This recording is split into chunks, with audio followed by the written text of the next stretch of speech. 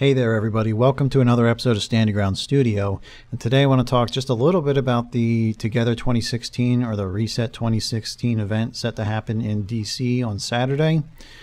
And I've watched a whole ton of videos on this and I've read some articles, and I think altogether the community has done an excellent job of breaking it down, so I don't really need to add to that. What I have noticed though is that there are other events coming up just like it, and I'm going to go over one of them. And also, I haven't noticed anyone really mention that this isn't just an isolated event. It's part of a larger network of events, but also mega churches and these questionable pastors. And everything in their preaching, at least way at the core of it, has an inverted sense about it. And it has very much NWO repackaged for Christianity type of feel for it. And if you noticed in a lot of the videos, and in my thinking too, when you first saw Reset 2016, you just knew something was wrong with it, and you went to dig into it, and yeah, some of it was easy, but it also had this feeling of, I don't know, I just can't, can you see it, can you feel it? And we couldn't really get our fingers around it and tear it apart like we wanted to at first. And again, the community did a great job, but I don't think that's entirely by accident. The teachings that are going on behind it are actually an amalgamy of all these denominations that have kind of melded together, and they kind of borrow from one core ideology, at least certain preachers do. And they all seem to be connected with money and mega churches and all that. And it creates this effect that another channel, another YouTuber mentioned, I think it was God Rules, creates this effect. You know, the wheat and the tares. And this is probably the best analogy I can think of, because both with a lot of the teachers and a lot of the people being preached to, it's been filtering in for some time, and we can't really see the lines. The lines have been blurring for a long time.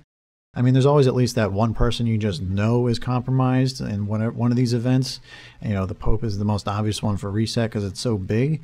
But there's another event coming up in Tulsa, I think in August, and here's what it looks like. It's smaller, but it's equally suspicious, and this vision right here is why. This is what you're greeted with. Kingdom Come, Word Explosion 2016. We've got the inverted Empire State Building touching the crown.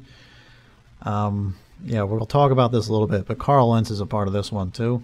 But I also want to talk about how the influence was behind it all, which is going to be, we'll just jump right into it. You've probably seen this article right here, the Berean Examiner, and it talks about Pope and Nick Hall and how he deferred to the Pope.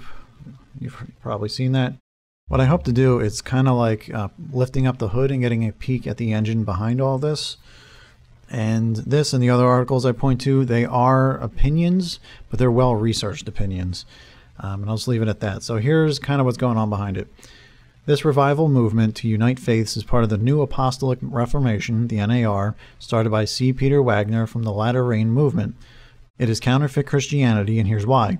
NAR isn't an official organization, nor can it be characterized by a common creed. It is instead a loosely knit and often unaffiliated network of leaders who share a common vision and goal from the visible church. Some denominations or some belief systems include supernatural signs and wonders, dominionism, the Latter Rain movement, Joel's Army, the Seven Mountain Mandate, Third Wave Revivalism, and skipping down a few, the Hillsong Media Empire. These are all part of a shape-shifting movement in one way or another. It's gobbling up churches and deceiving millions who don't even know they've become part of an apostate end times falling away. So it seems like behind the scenes, it's a lot of people who know each other, and they start filtering in these teachings that when you dig into them, they're inverted from the Bible. And as one pastor put it, some of it is just NWO teachings for Christianity. That's it. So I'm just going to point out these two right here. They always fall back on these two. It's about revival. Revival on a massive scale is key in this movement. So think of Nick Hall and how he's trying to do exactly that on the biggest scale he can. Often these revivals are held in stadiums and reach millions around the world via live stream technology. They are marketed and produced like rock concerts, like you've seen. All scripture verses about an end times falling away are ignored and get replaced with hyped up claims about the next big thing that's always just around the corner. It's also about unity at the expense of biblical doctrine. It's almost always used as both the how and the why in this movement, and that's perfectly what those videos are saying in the Reset 2016. They just say, just get here, don't even worry about it. Within this apostolic movement, very basically what they're saying is they've reached the second apostolic age, and it matured, or starting to mature as of 2001, according to Peter Wagner, because apparently he's allowed to make that decision. And with the proper church government headed by the living apostles and prophets, it's finally restored. And now they have the power to tell everyone within that network what's coming, because they have this extra biblical ability and these new revelations, which should ring every alarm bell in your head imaginable. And again, yeah, so the apostles are at the top of that little hierarchy that they have. So apostles can give new divine revelation or extra biblical revelation, but their distinct task is the implementation of the new revelation given by the NAR apostles and prophets. So they run the church, and it's interesting how it comes straight out of 2 Corinthians. So chapter 11, verses 13 through 15, KJV. For such are false apostles, deceitful workers, transforming themselves into the apostles of Christ. And no marvel, for Satan himself is transformed into an angel of light. Therefore it is no great thing if his ministers also be transformed as the ministers of righteousness, whose end shall be according to their works. It's funny how it's literally they transform themselves into the apostles. It's like nobody's reading their Bible. Maybe I'm missing something. Another important note, prophets are not expected to be 100% accurate in their predictions, thus they can still be considered legitimate even when they make errors. There are some highly publicized erroneous predictions, including these two, Kim Clement and Rick Joyner. And the majority of their prophecies today are not really specific, and I see a lot of that on YouTube too. There's a lot about dominionism, and like you felt with Nick Hall, it's about we have to do this, we kind of have to take over the joint and not leave this up to Christ. It's a lot of inverted teaching. I'll leave it up to you. And then there's the 7 Mountain Mandate, and that's very key when we're talking about it. Apparently it's a bit pervasive in all this. I just want to talk about it because the teaching going into the end times is like, we're going to go out there, we're going to take over the joint, we're going to take over the 7 major institutions of society and like take it over. And it's by the time we get to the top of these mountains, we can infiltrate them from the top down, which is completely reverse of end times teaching. And also, it just seems like an allusion to the 7 hills in Revelation. And it's weird how they're getting grouped under the Pope. That's just something I noticed. So I jumped over to this guy right here, Pastor G. Craig Lewis. I don't actually know him, and maybe other people do. He does an excellent video. It's 30 minutes on that's all about it. And his main point is Jesus' kingdom is not here. This is the devil's kingdom. So if you try to get up that mountain, or all of them, you're going to lose the fight because you're just never going to get there. Jesus' kingdom is not on this earth. It's beyond this earth. So here's a quick snippet of what some of that teaching looks like.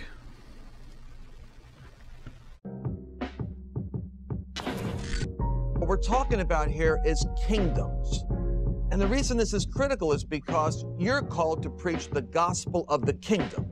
And the kingdom rules over all of these mountains. But many of us have focused almost exclusively in the church mountain. And as we'll find out today, when we do that, we miss what Jesus wants. He wants you to teach your nation. I'm talking about the 7 mountain assignment. A mandate that's been given to the body of Christ. I want to talk to you for a moment about this concept called the 7M mandate. And the 7 sectors of society that I call the 7 mountains are these.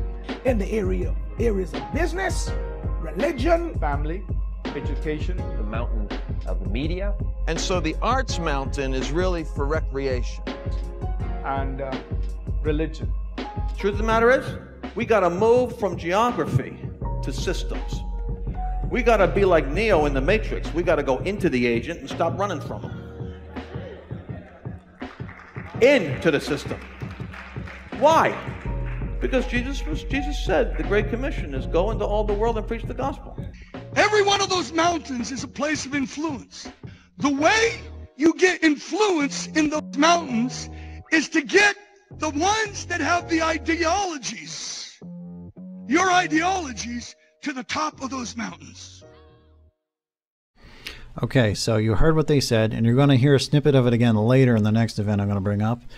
For the next 28 minutes or so, Pastor G. Craig Lewis, I don't know him, but he does an excellent takedown of why this is flawed and everything about it and kind of where it came from. And you'll get a really nice 30-minute sermon out of it too, so that's a plug for him right there. And his write-up's pretty good too. So he says it's like, he puts it like this, it's basically NWO thinking repackaged to look like Christianity, and that's exactly what it looks like to me. You can check it out yourself. So as we jump back over to this page right here, again, it's this inverted image that we're hit with. And right off the bat, it hits me as totally wrong. It takes place in Tulsa, Oklahoma, yet they're using the Empire State Building right here. I've heard time and again that's like an occult imagery when it's all about empire. So immediately we're just ushering in an inverted empire, and that's the reset we're looking for. And one thing crossed my mind, and it is a fair it would be a fair counter argument, because again, we're talking about the devil and Christianity, and he takes absolutely everything God does and he inverts it. He makes it seem like it's from the Bible. That's how this is working. So one thought to me was, we are talking about apostles, and there's a huge Pentecostal element behind this wave. So one argument could be that, well, you know, on the apostles on the day of Pentecost, when they had the new languages, they were able to suddenly convert like thousands of people at once. And I think it was literally said they flipped the world upside down. So like, okay, that is a fair counter argument. But if you know anything about occult imagery and where this is going, this still strikes you as way wrong. And it's late. I'm getting kind of tired. So here's a real quick way I'll do it. So here's Jay-Z in an older video of his called Empire State of Mind, and it's an old video he did. And we know he's a high-level sellout, and he actually has connections to one of the people in this event, which is more incidental. But here he is praying to the Empire State Building in this video that's all about excess and materialism. And he says, "Hail Mary to the city, you're a virgin. And Jesus can't save you. Life starts when the church ends." And here's him praying to the Empire State Building. So I know somebody else can do a way better job of pointing out why this is important. I just know that it's important. And because I'm going to throw it in there and it's all about inversion, when we go into what will be the apocalypse, they're going to flip the world upside down. That's what they want to do. And if you want the single biggest punch in the face of occult imagery in a cartoon talking about this, I invite you to look up this show, Gravity Falls. And it's this little snippet here, Weirdmageddon Part 1, beginning scene and opening intro. And this guy, Bill Cipher, the ultimate enemy of the show, comes through an X-shaped portal, declares the Weirdmageddon, says all time has stopped, all meaning has lost meaning, and I'm going to flip this world upside down. I threw that in there because that's a really poignant example that I recently saw.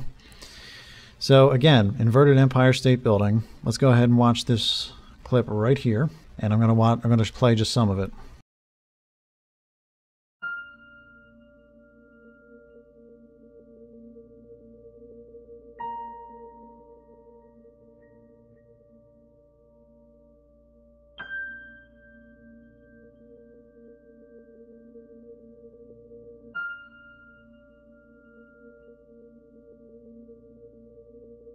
Once you've experienced the love of Jesus, you might have to go into the street once in a while. You might have to go love somebody who nobody else is loving. You might have to get up when nobody else is getting up and pray for people others have forgotten. Too often we think of a building. We think of something separate from ourselves. We put it on another outside of ourselves, but the church is you and I. You are being raised up to go to the top and shift the culture back to the kingdom of God. Now, didn't that right there sound exactly like the Seven Mountain teaching? And they've even got this like mountain that plays right afterwards. That it's out of context, but it really does sound like it. I'll skip ahead. Capitol building with the obelisk upside down. Then the only image they don't flip upside down is the church. It's probably a smart move. Come up higher. You were not born to stay at a level of discouragement, at a level of condemnation. You were not born to be a victim. You were born to be a victor. You were called to come up higher.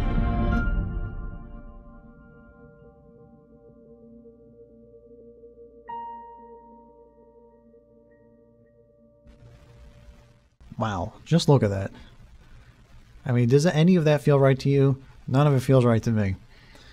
You can pick this apart for what you see. I do see V for victory.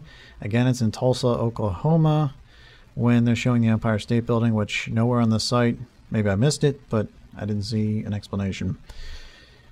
All right, scrolling down here, Paul and Ashley Doherty, if I'm saying that right, I don't know. They're the hosts, and it's their church.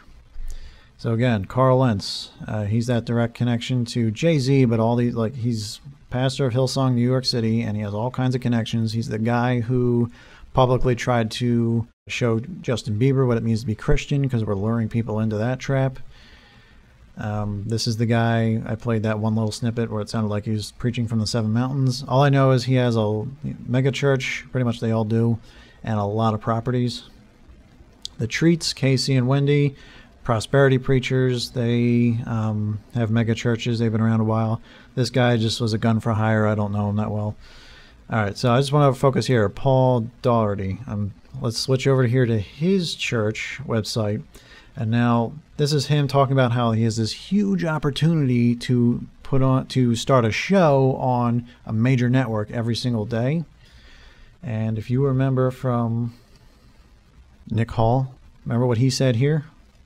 The same day we got the permit for the mall, all of these groups started to say they were in. Hillsong United said they're in. Francis Chan said he's in. Michael W. Smith said he's in. These things don't happen. Yeah, no kidding, unless you're connected, right? So let's listen to the great big awesome victory story this guy has. We had to scale back after my father passed. We had to scale back a little bit on TV, actually quite a bit. And we're on locally in some other places, but God said, get ready. Favors coming towards victory. The seeds that your mom planted, steadying the ship, the seeds that your dad planted, the seeds that he said there's too much seeds that's been planted for victory not to reap a harvest of favor on TV. Get ready, get ready, get ready. We got contacted by Matt Crouch, the overseer of TBN, and by Tom Newman, and then by Brian Houston, who reached out and he said, we're launching the Hillsong channel. It's about to take over the church channel. It's going to be on 74 satellites in 249 nations. It's going to be expanded on 4 huge satellites to reach a 2.3 billion potential viewership. He said, we know for certain already the current setup has 60 million people reach. We're about to launch it. He said, there are people itching to get on this channel, this network. He said, we've had to turn down 75% of world-renowned speakers and pastors because we sense in our spirit we need to put the voice for this generation on there. They said, here's where you come in, Paul. God's hand is on this church. He said, God's hand is on your church. We want to give you a primetime spot between Joyce Meyer and Stephen Furtick and Joel Osteen. We're going to put victory on TV daily around the world.